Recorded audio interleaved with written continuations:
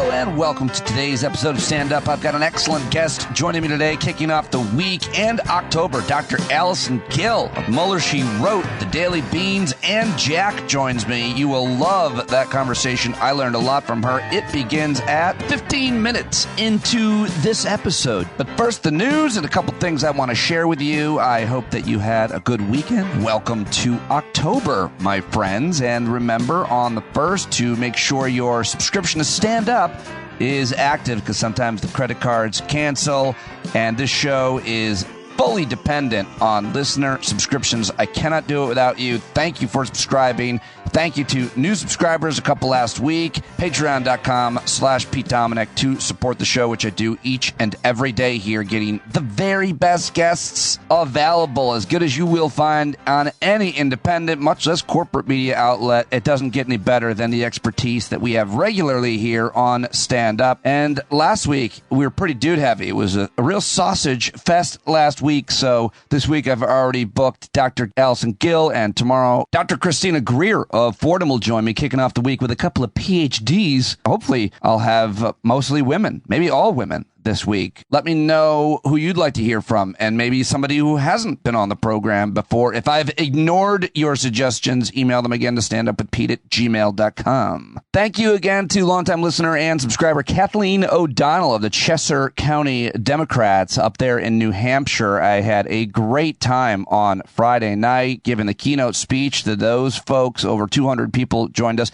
I recorded it. I think it was pretty good, and I may share it at some point this week if I find a good spot to post it up. But it was a really, really nice evening, and it was inspiring to be around all these great people doing really good things. And also had my friend Jeff Charlotte stop in, and I taped an interview with him up there too. I'll see if I can get that on, if it sounds good enough. Really good to see Jeff. Went out for a few drinks with him after, and just a great, great guy. Really, really like Jeff. So thank you, Kathleen, for having me up there. If you'd like me to come speak to your group or organization, hey, just reach out. We can talk about it. Standupwithpete@gmail.com. I'll be in Pittsburgh on October 11th, co-headlining the City Winery with J.L. Covan. Yesterday, I was back at Last Week Tonight on HBO, and man, you got to watch the first episode back after the 5-month writer's strike. So funny, and a really important issue that John Oliver and the team look into, which is healthcare in prison. So award-winning show John Oliver, Last Week Tonight with John Oliver, is back, and I am back with it. This week I will be hosting a fundraiser for a great organization called Elima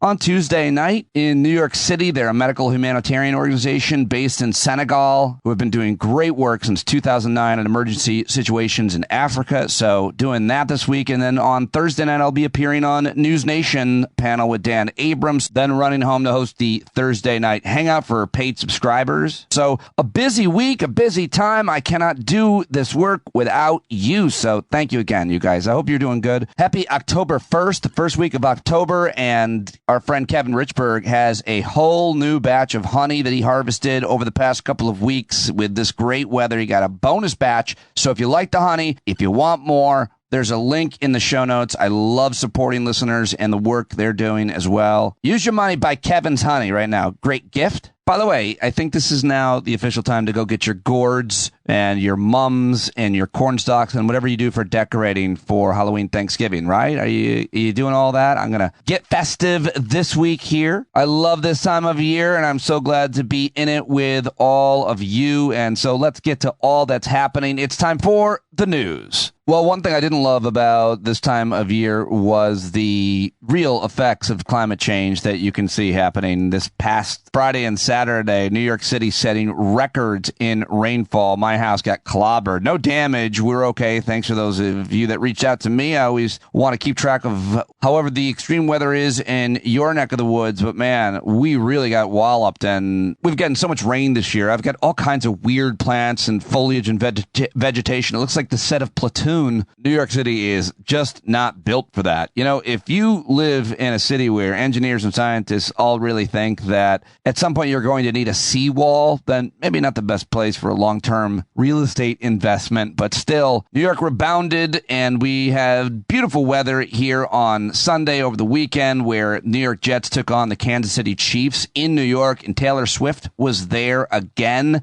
Everybody is talking about that but my dad. He's pissed. I'm going to get him on this week to get some commentary, I hope, because it's very entertaining how much he just doesn't care and wish nobody else did. He's very passionate about this. I think it's a hilarious storyline and potential publicity stunt, and I'm all for it. I don't know where you're at, but I'm loving this storyline. Of course, the big news over the weekend on Saturday was that a government shutdown, what seemed all but certain, didn't happen. Millions of federal workers and members of the military braced for late paychecks, including our friend Ty and I'm sure other listeners. National parks were planning to close, and then, as the New York Times said, a stunning reversal. Saturday night, Congress approved a stopgap plan to keep the federal government open until mid-November. 47 more days, folks, until another standoff, I'm sure, but avoiding a shutdown just a few hours before midnight. I think like 45 minutes left before the government had to shut down, and President Biden signed that legislation. A coalition of House Democrats and Republicans voted to pass a plan that would keep money flowing to the government agencies and provide billions of dollars for disaster recovery efforts. The bill does not include money for Ukraine, despite a push by it for the White House. The Senate approved it late last night. President Biden signed it just in the nick of time. And our very dysfunctional government will keep the open sign up for at least a little while. And now Matt Gaetz, the extremist hostage taker and alleged sexual assaulter who apparently nobody likes, is going to try to spend at least some of this week drawing attention to himself and trying to get rid of that hollow barrel of a speaker, Kevin McCarthy. That is the big storyline. Here is Kevin McCarthy on Face the Nation on Sunday with an incredulous Margaret Brennan. I want to start, though, on the news this morning from Congressman Matt Gaetz, who says he's going to seek a motion to vacate. He's going to try to oust you as Speaker of the House. Well, that's nothing new. He's tried to do that from the moment I ran for office. Look. Well, this time he says he's going to keep going. May not get there before the 15th ballot, but it took 15 for Kevin McCarthy. He says he's coming for you. Can you survive? Yes, I'll survive. You know, this is personal with Matt.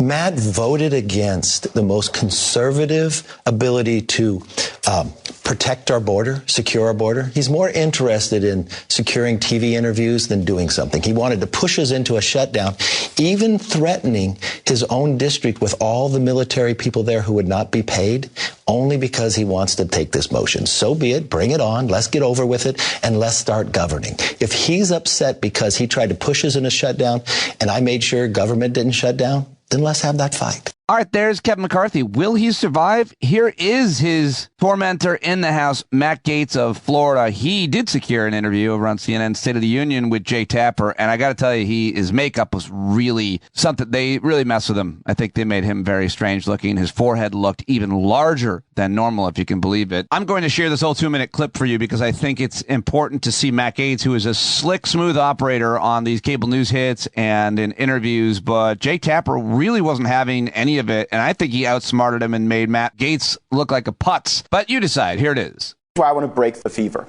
Since the mid-'90s, this country has been governed by either continuing resolution or omnibus spending. And you have voted for continuing resolution in the past. Well, I'm 5 years sober voting for continuing resolutions, and I should note that during those years, President Trump was growing the economy. But January marked a difference. Deficit. Yeah, and you know what? Growing the deficits as well. I regret growing the deficits as well. But we were growing the economy, and look. You're talking about the national debt. You were growing. What did he add? $7 trillion, $8 trillion to the national debt? Donald Trump? By the way, I voted against 10 continuing resolutions under Donald Trump. I did not stand with Donald Trump on all of his spending priorities. I voted against way more than I voted for. My point is, I don't know what this shutdown did to help the cause. What shutdown? The shutdown that almost happened. Okay, so there wasn't a shutdown. So the threat of shutdown that you created. We have to break the fever. We have to move to single subject spending bills. You broke a fever? No, we didn't, unfortunately. That's why we have to now move to vacate, because we have to get a system where the House and Senate will negotiate over each of these agencies of government independently.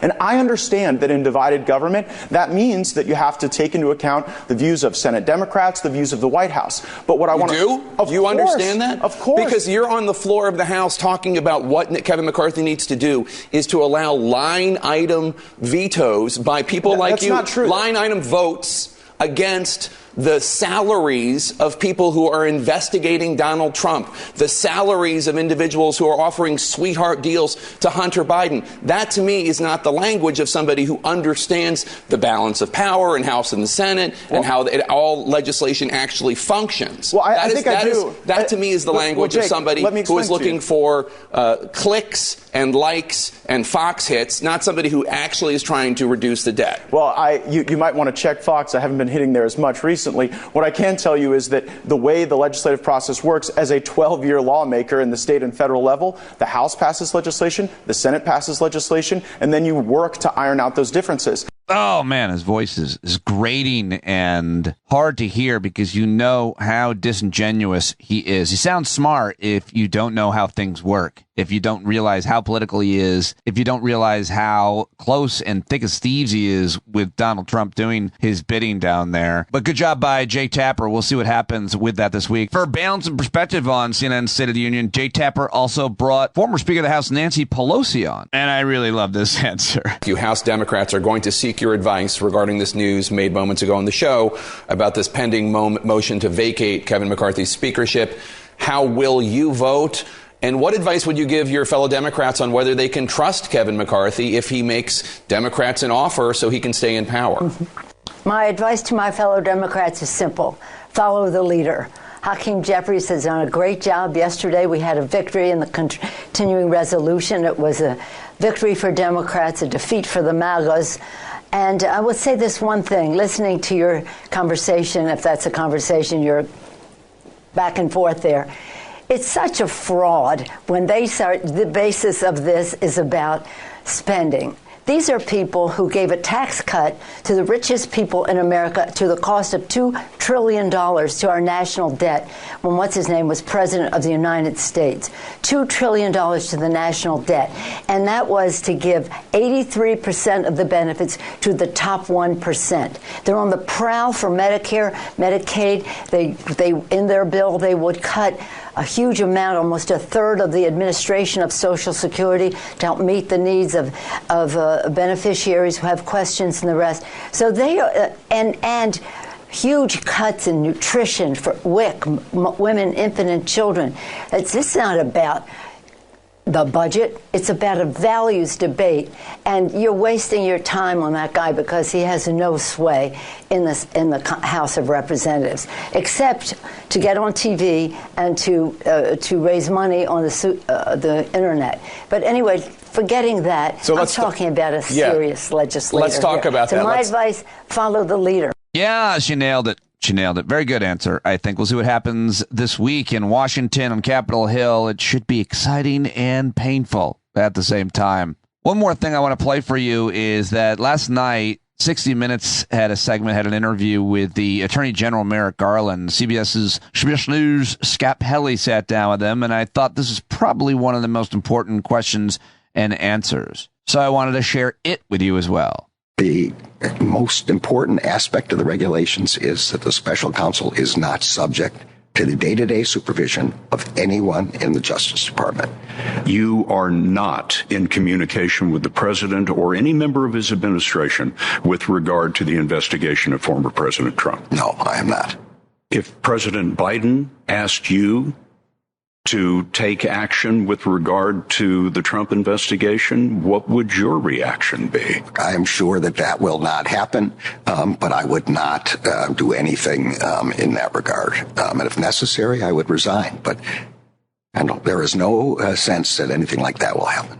Have you ever had to tell him, hands off these investigations, Mr. President? No, because he has never tried to put hands on these investigations. There you go. The political headline as a result of that 60 Minutes interview is Merrick Garland. I'd resign if Biden asked me to take action on Trump. All right, that's all the audio clips I've got for you. What else? What other news is there? Jimmy Carter turned 99 yesterday. That's pretty cool. The trial is beginning today, Monday, the 2nd of October in New York. The lawsuit accusing the Trump Organization of inflating property values, which you may have heard developments about last week. The Supreme Court's new term starts today. We gave you a preview of that with my conversation on Eric Siegel. If you didn't hear that, go back and listen. That was very robust, comprehensive. Major League Baseball playoffs begin tomorrow.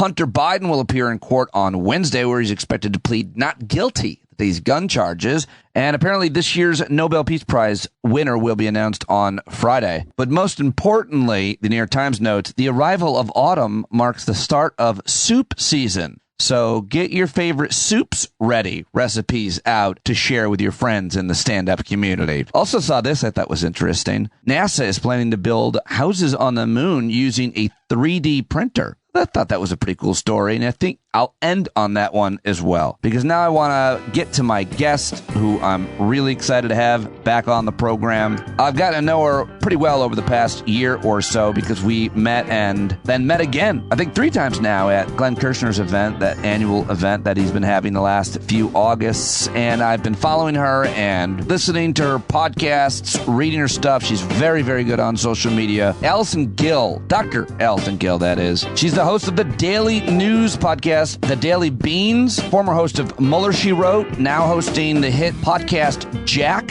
a special counsel podcast, along with former FBI Deputy Director Andrew McCabe, as well as a third podcast, Cleanup on Aisle 45 with Allison Gill and Peter Struck, which is really interesting as well. All of what she is doing, and it seems like she does as much, as not more than anybody in media, is important and interesting work. I was really happy to get Allison back on the program. Of course, she's also a veteran, a former federal government executive, a stand-up comedian. She's very funny and fun, an author and a staunch advocate for the resistance, as well as the executive producer and host of these shows. And she runs media company podcast network, MSW Media. She's so good. Always love talking to her. Follow her on Twitter, on social media, on Post, and everywhere else. All the links to her work are in the show notes. I learned a lot from this conversation. I think you will. Let's do it right now with Dr. Allison Gill.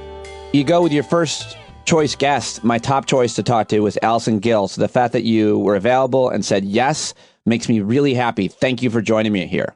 Yeah, no problem. Always happy to talk to you, Pete. Lots of things that I wanted to ask you, and I want to try to get them all in here. So I'm cutting right to the chase on the least important thing, but something I still think is worth mentioning and relevant. Yesterday, apparently, Congressman Jamal Bowman, during the voting, he went through an emergency exit. Republicans are crushing him, saying he did a terrible thing and he should be expelled from Congress. You tweeted a few things about that. Do you still have questions about it? Do you think he pulled a fire alarm? Do you think they're blowing this out of proportion? Can we dispense of it? Well, I always have questions when we don't get to see the real video of what actually happened, and it leaves 24 to 48 hours for people to put their own opinions in. I always question when Republicans do that because they like to flood the zone, as we know. It boils down to this. If he intentionally pulled the fire alarm to delay the vote, that's a problem. If he was trying to get out that door and was confused by the sign that said, push the alarm and the door will open in 30 seconds, and was trying to exit the Cannon office building to get to the Capitol, then that's a different thing. I don't think that we can know how bad this is unless we know what his intent was. Although I got to say, there's tunnels from Cannon to the Capitol. I'm not sure why he would go out that door or try to go out the door. I mean, and then, on the second, then I also can't believe everybody's talking about this so much. The line at Drudge is socialist representative pulls fire alarm amid chaos.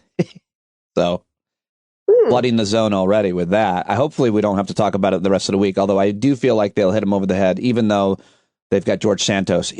I think Santos went after Bowman as well, even. He did. Yeah, he made a little video. Yeah. Oh, great. Okay. Next thing I want to ask you was about the government shutdown. And if you understand this any better than I do, or you always do, on everything. So I want to know what your thoughts might be on the play here. Matt Gaetz is saying that he's going to call for a vote, or he's going to try to get rid of Speaker McCarthy. Maybe this week we're going to know more. But last second shutdown averted, which is huge news, but because of Democrats and voting for it. So McCarthy now is getting thrown under the bus, at least by the extreme wing, but he finally stood up to them. You're surprised? What does this mean? I'm not surprised. They normally, when the government shutdowns loom like this, either there's a bill that's passed or a continuing resolution that's passed to fund the Department of Defense, but that failed in McCarthy's House because of the Putin caucus, is what I call them. And I think this was just a ploy to get Ukraine funding off of this bill. I think that will pass. I hope that will pass, although I really don't know that anybody should take Kevin McCarthy's word for anything, because this is all a renege of what he promised during the debt ceiling battle this past May, that all these things would be funded. I think that it just started to dawn on the Republicans, at least most of them, that this would play bad for them politically, as it always does every single time the Republicans shut down the government, and they're the only ones who ever do. So that's, the Democrats swooped in, saved the day, helped fund the government for the next 45 days, but it'll still have to, and, we'll be right back here in 45 days. Yeah. I just hope that the extra funding for Ukraine passes. You call them the Putin wing. I said they were in the tank for Putin on MSNBC, and Stephanie Ruhle was aghast that I said it. And I wonder, I'm not insinuating, I'm not sure what you're insinuating, that these House Republicans are somehow being paid off or compromised. I don't see any evidence for that. I see what I do see is ideologically they agree with Putin. It's a winning argument for them in many ways. To divide people. It's a right-wing talk radio thing. But also, I think that they think that maybe Putin will help them win elections. If anything, that would be, to me, the most corrupt thing. Do you have any evidence that they're on the take? You're not saying that. I'm not saying that. Maybe you are. I don't know. No, I mean, nobody's got any evidence that there's money changing hands or anything like that. But we do have evidence that Donald Trump is meeting with these House Republicans and telling them what to do. Right. And we know what side of the bread, of his bread is buttered on. Sure. With regard to Putin. So, I mean, I don't know. I'm surprised anyone was taken aback by that. It seems very obvious to me. So let's talk about Trump's legal issues. Nobody does it better than you and Andrew McCabe on Jack. And I just listened to the latest episode. It's really fascinating. I always think when I'm listening to him, I can't believe you're sitting next to Peter McCabe. That guy had a really interesting career. And of course, I'm sure he feels the same way about you because you guys are great together on the show. And I learned so much. So I have a whole bunch of notes. But before I ask you a question, is there anything that you think is top line?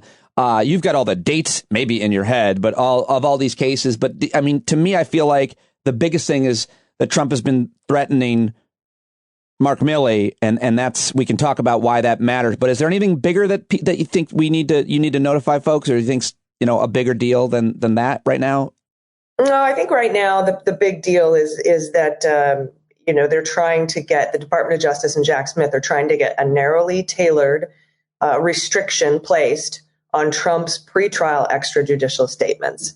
Some people are taking that whole giant sentence and calling it a gag order, but it's not quite a gag order. A gag order traditionally is you can't talk at all about this case. And that's not what Jack Smith is asking for. He's saying these kinds of threats toward prosecutors, judges, lawyers, and the people of D.C. to taint the jury pool ahead of our trial that's going to be happening in March, which to me is all of these charges in all 4 jurisdictions, all 91 counts, they're all important. They're all solid, I think. But I think the big kahuna is the coup case that's going to happen with Judge Chutkan. And so she should be giving a decision on this narrowly tailored half a gag, kind of a gag order very soon. She set a hearing on this for October 16th. So they're going to meet, confer. Trump's appearance is waived. He doesn't have to physically be there, or he doesn't even have to be there at all, even by Zoom or anything.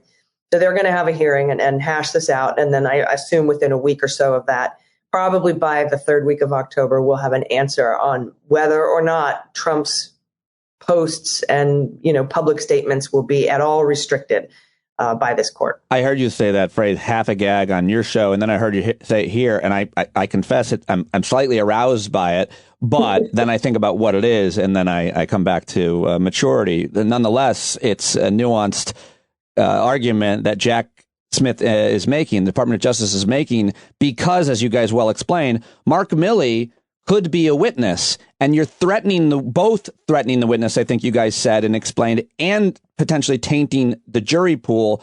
And what they're saying is he should stop posting about it or even talking about it at his weird rallies. I mean, and furthermore, he's not going to listen. So there's this weird game of chicken, it would seem, where he wants them to try to, detain him. I don't know. Well, he wants this restriction placed on him so that he can have grievances about his First Amendment rights and candidacy for president being oppressed by the deep state, right? Now, the other important thing that we noted is that Judge Chutkan denied his motion for her to recuse herself from this case. Right. And he is going to take this forward and say that she is a biased judge. She should have recused. And now she's telling me I can't speak freely. This is the deep state. He wants that. He's prodding this on. But also not doing it is a problem. Not issuing some sort of restriction on his words is a problem. But she has said that she is probably less likely to issue any kind of restriction on his speech and more likely to just have the trial happen faster. But I don't know that she can move this trial date either. There's so much that has to be done between now and then. And she explained during the trial date hearing, I was there, it was like they do need a little bit, more time than Jack Smith wanted January. They do need a little more time to prepare for their defense. And so you'd have to walk that back somehow to say it's more important that we, get this done because of a potential jury pool tainting. And as I think I heard you say, witness tampering is not protected speech. Like you can't, there are a lot of things you actually cannot say. And that's a thing you can't do. You can't say things and do things to intimidate or threaten a witness. It's not protected, right? Well, yeah. Once you're indicted, you no longer have the same kind of liberties that everybody else has. You can't have a gun. You can't break the law. You're not supposed to break the law anyway, but you can't break the law and not go right to jail. And when a judge issues an order that you can't say certain things, you can't say certain things. And it's gag orders, full gag orders are not unheard of. They're not rare. There are a lot of people who are, barred from discussing the case that they're a part of. But yeah, witness tampering is a crime. Suborning perjury is a crime. Witness intimidation is a crime under obstruction of justice statutes. And crimes are not okay whether you're indicted or not. It's just it shouldn't be a controversial thing. It would seem like nobody would want to be brought up on charges and then have the witnesses be tampered with or the jury be tampered with. We should all not want that. We should all agree that that's a good idea to have that be against the law. But in this case, Trump can do whatever he wants, I guess. Everybody's afraid of. Judge Chutkan, you said, is allowing him not to show up because at some of these hearings, because that way he can't make the complaint. His lawyers can't, he can't make it. Or that she's affecting his campaign for president. Explain a little bit about that choice. Yeah, I think that we've seen that and we will continue to see that in every single hearing. She'll waive his appearance so that he can't file a motion to extend or continue or needs more security or, whatever it is. She's just, I think from here on out, and we've seen this every single one of these hearings, she's like, you don't have to be there. For the trial date hearing, when she set the date for March 4th, she's like, you don't have to be there. And that's just heading off more delay at the pass, I think. You touched on this, but just again, going back to the Judge Chutkan, Trump said she should recuse herself because she's black. He didn't say that, but he kind of said it. That's what I heard. Anyway, she didn't. And I think that's important. But the argument was interesting, I guess, in that she had overseen the trials of a whole bunch of J6ers, which now there's like, I think I heard you say more than 1,100 of those cases. What was their argument? Did anybody ever think it had merit? And is it surprising that she's like, no, I think I'll stay judge. Thank you. Their argument, they had two samples of her intrajudicial statements, meaning statements that happened in court for some January 6th rioters. And they took them out of context because both of those cases, the argument in the rioters' sentencing memorandum was, you need to go easy on me because the guy who started this whole thing or told me to do this, they are still walking around free. That was their argument. She is obliged. She has to acknowledge their arguments in their sentencing recommendations and say, look, I know you're saying that the people who incited this riot are walking free. However, that does not, preclude you from, absolve you of your responsibility in this matter. And so I sentence you, And so they were saying, oh, look, she was saying that I'm guilty. First of all, she didn't mention his name. He just volunteered. That's totally me. I incited the riot, and she doesn't like me. But second of all, and they claimed that these were extrajudicial means, meaning she was watching the news, she was watching MSDNC, and decided that I should be prosecuted. And she's like, nope, these are all interjudicial statements. None of them came from outside. I had to acknowledge them. None of these meet the requirements for recusal. I'm not recusing. We can be fair and impartial. And I think any reasonable observer, which is the standard, would think that be convinced that this court can be impartial in determining this case. So she's like, no. Do you think you hear all like Marjorie Taylor Greene and a lot of other Republicans and right wing talkers have really tried to rewrite the narrative about January 6th, and they've tried to make the insurrectionists, those who have been convicted at this point, they've tried to make them the victims and martyrs. And I wonder if you think, being as generous as you want, like that anybody has been mistreated or over sentenced to make a statement. I mean, that's 1,100 different people. And we all know a lot of what they did, but, you pay a lot more attention to that. What do you make of them becoming martyrs in the right wing, that narrative? And is there any merit to the argument that they've been over prosecuted or in ways they shouldn't have been? They were treated unfairly by the courts, by the prosecutors?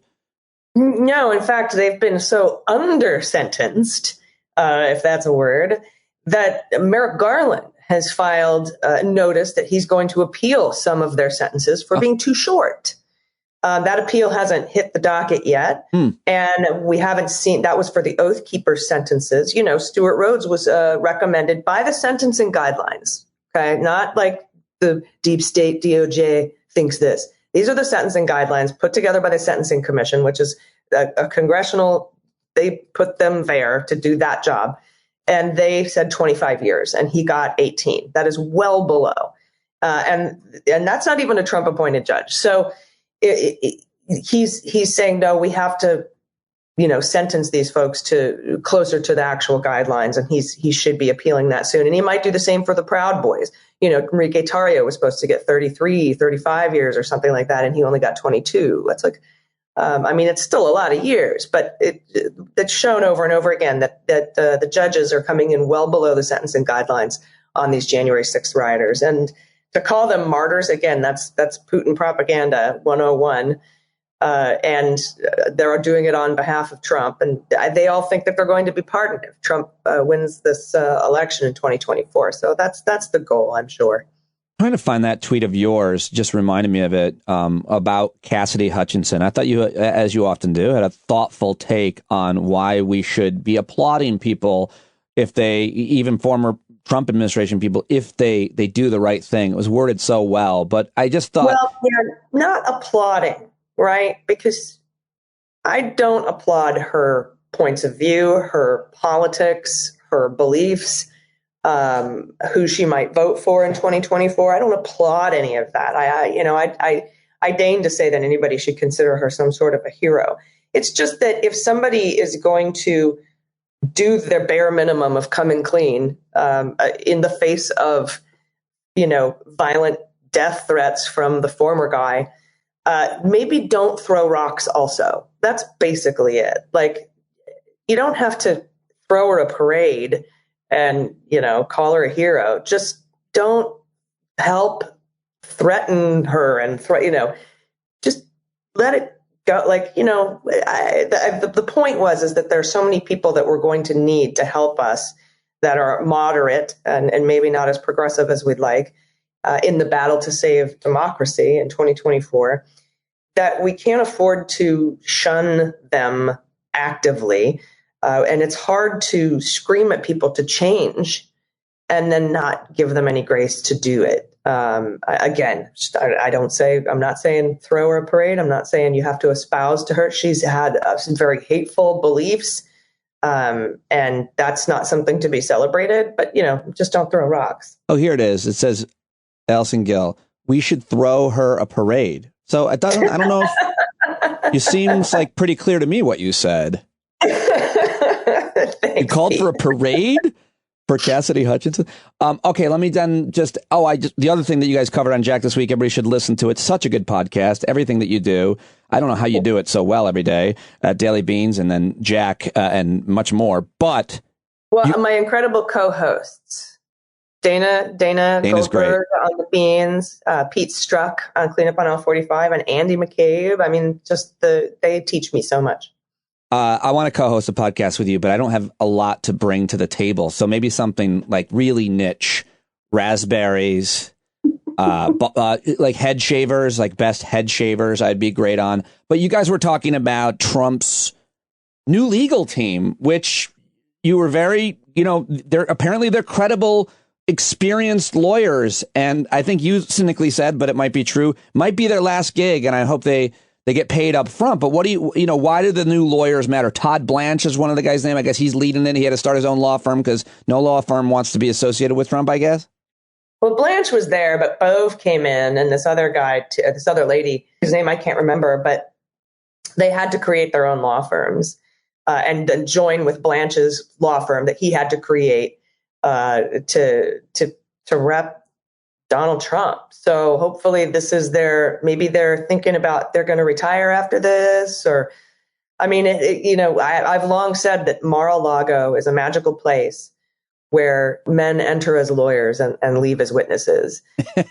So you always need to be, and men and women, everybody, people, I shouldn't just, specifically. Trump world in general, Mar-a-Lago almost makes it sound like, but almost his entire career, Trump world is that. Yeah. Yeah. So I'm sure they're going in eyes open, knowing what could possibly happen to them, and then walking that fine line between making pleadings that, first of all, the judge is going to hate, and then they'll never be able to present in front of that judge again, but then also make sure that they don't get sanctioned or break any ethics rules. That's going to be tough to be Trump's lawyer and do that. And I think you suggested don't get too close to them because they might not be around for too long, as like many of his reps. They're lawyers. They don't always stay for different reasons.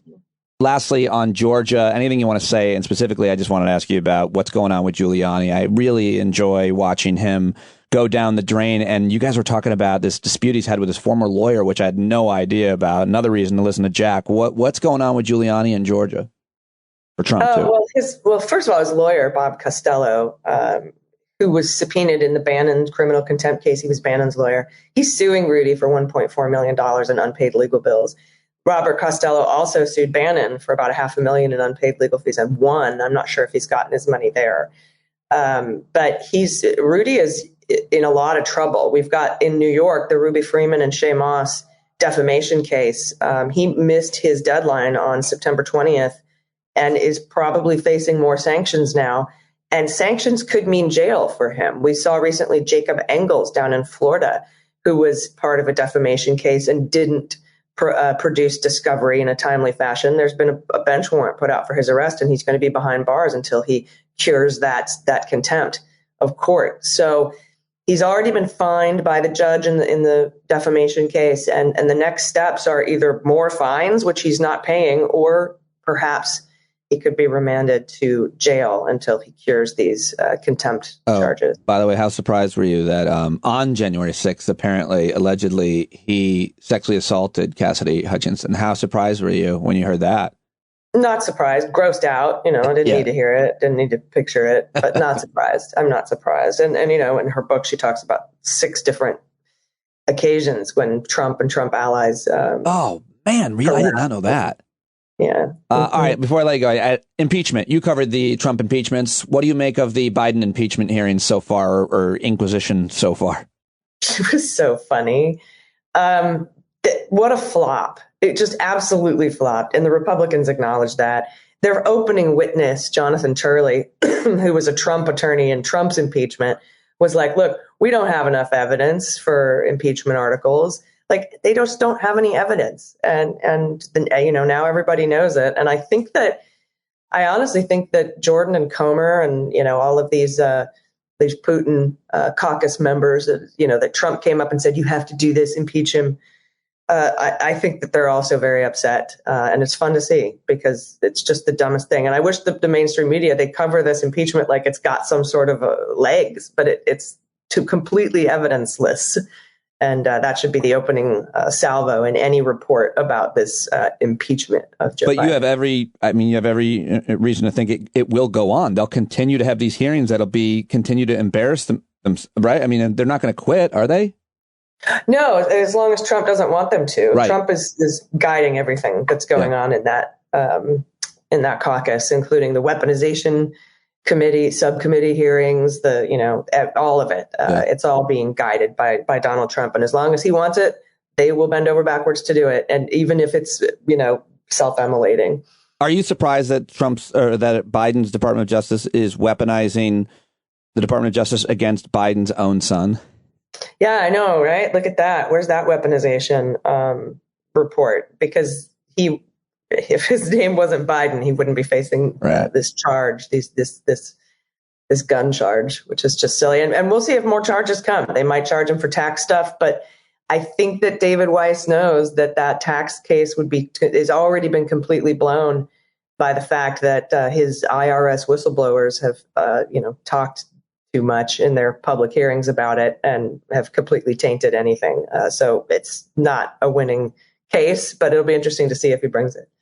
Allison Gill, you are the best. Thank you for joining me. I always learn so much when I listen to you and I talk to you, obviously, when I read you on all the social medias. Anything you want to plug? Anything coming up this week? You have a lot of shows at your network? Anything that you want to plug on the way out? No, everybody just check out MSW Media. Listen to Jack, listen to Daily Beans if you like news with swearing, and check out this week's episode of Cleanup on Aisle 45 is especially fun because Pete Strzok gets a little bit sweary. He's wearing a swearing jacket. And he drops some F-bombs. It's great to watch him do that. That's awesome. Those guys like that HBO, was it HBO about Comey? I think it was called Comey. Do your friends McCabe and Strzok, did they think that was a good, I rewatched that the other night and I thought it's so entertaining. Is it accurate? They thought that there was some some creative licensing that was taken, but they thought it was pretty well done. They have their own opinions. Thank you very much for joining me. I really appreciate your time as always. Good to see you, Pete. All right, there you go. Allison Gill, what did you think? I hope you appreciated her appearance on this week's show. I want to know what other women you want to hear from this week, because I had a bunch of dudes last week, so I wanted to try to get all women this week, try to balance it out. We have so many smart women that join us regularly, but maybe there's somebody that's never been on the show. Hey, maybe it's you. Are you doing great stuff? Are you good at talking? Reach out to me, whoever you think should be on standupwithpete@gmail.com. That's all. That's it. I am out. Thank you very much. I'll talk to you later, if not tomorrow. Here every day hosting this daily podcast. Cannot do it without your subscription. Please sign up now if you haven't already. You can always upgrade and pay more. It means a lot. Thank you to those of you who do. And of course, if you haven't written a review on Spotify or iTunes podcasts, then go do that. Follow me on YouTube and TikTok and Instagram and Threads and all of the rest. All of those links at the end of every episode's show notes. That's it. John Carroll is out touring. Check his website and take us out right now, brother.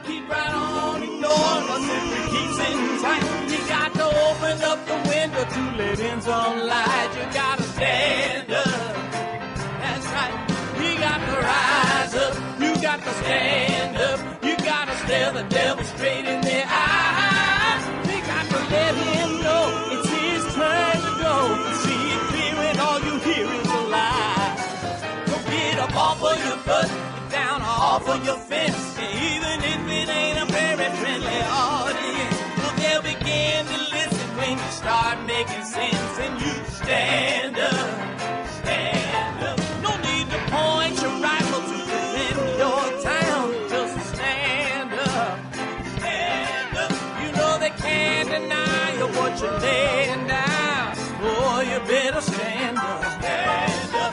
Show your face of every color, yellow, black, red, and brown. She's the place where every lost child will finally be found. There's only one thing to do before we stand our ground, and that's stand up, stand up. Well, the founding fathers saw a land for all. They had to stand up, they had to stand up. They had a keen imagination for a crystal ball, drawing all the plans of stand up. But all they had to go on was the time they were in, with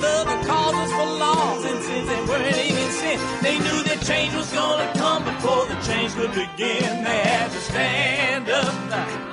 All right, they had to stand up. We got to stand up. We got to look the devil square in the eye. We gotta let him know it's his time to go and make it clear when all we hear is a lie. Why you lying awake wondering where the money all went? It'll be the cost of freedom that'll go unspent. You can see him flee the scene of that experiment if you stand up. All right, we got to speak up. We got to reach up and raise your voice in every way you know how. Don't be toes up. You got to show up. Ain't no better time to do it but now. No need to pledge allegiance to no wanton tribe. Rise up, show obedience to the voice inside, and listen well, and it'll tell you not to run and hide. It says stand up, stand up, got to stand up. Ooh, come on, just stand up. Everybody got to stand up in the darkest hour.